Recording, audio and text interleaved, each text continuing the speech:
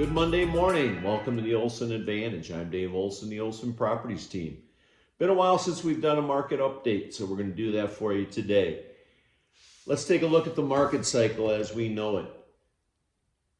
We are currently in a period of hope, and a lot of that is driven by the fact that pricing as a whole has leveled off, and we have seen leveling and even a slight reduction in rates with anticipation of more rate reductions coming. Probably won't be done until closer to elections so that the current administration can take credit for that, but it is coming.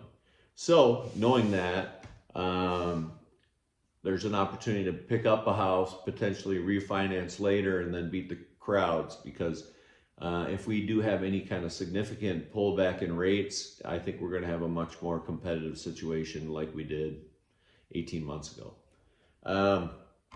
I get a lot of requests and comments about, Dave, how about a foreclosure? Do we have any foreclosures coming? What's the foreclosure situation look like? We don't have foreclosures on the horizon. We're probably at a historical period, as we look at this next slide, of probably one of the slowest periods of time with foreclosures. Obviously, you see the big balloon that occurred back when the market crashed, but we are historically extremely low. The process itself has become very automated. It's not done on the courthouse steps. It's all done online. People are actually using bots to pick these properties up. It's extremely competitive. The average person would have zero to no chance at all of picking up a foreclosure in general. The whole system has changed significantly. Now, when we look at the Cromford market indicator, and this is the overall, we'll take a look at this. Where are we now? We saw that when we zoom in that we had a pullback in 22 and 23 that were mirror images of each other, which is very typical to what we will see late fourth quarter in Arizona. Things get very soft, they get very quiet. That is always and historically an opportunity to buy. Again, this is a leading indicator, so we know that we're probably seeing what most people are going to really feel, and the street will probably hear in terms of news 6 to 8 weeks early. So now when we zoom into that window, that opportunity came and went in December, and it did in both years, unfortunately.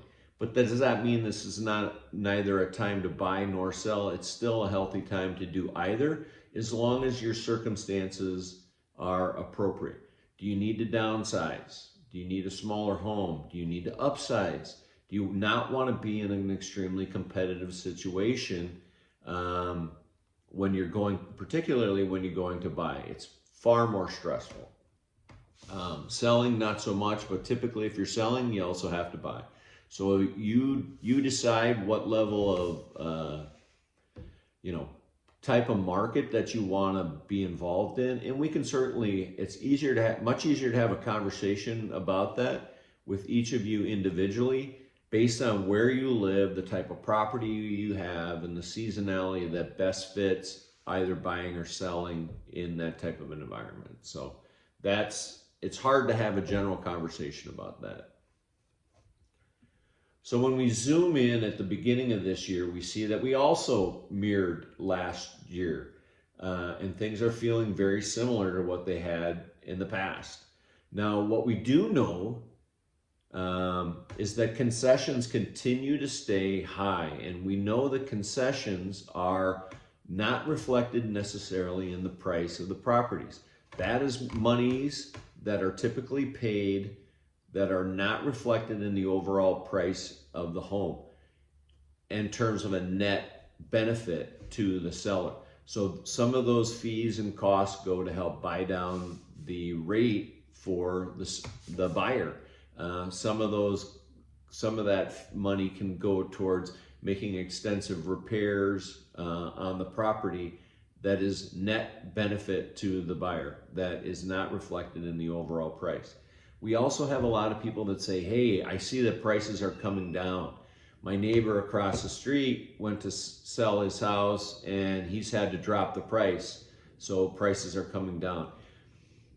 Prices right now have not come down. They're actually continuing to rise slowly. If your neighbor goes to sell their property and it's say listed at $500,000 and he chooses to reduce what he's going to sell it for, that's not a function of prices dropping. It's a function of what he's asking for his property to be sold is dropping.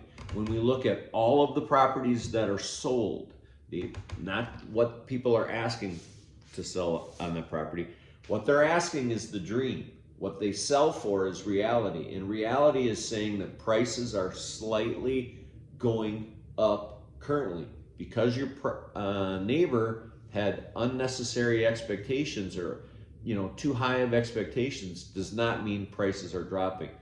What's happening is the market is telling him this is what your property is worth.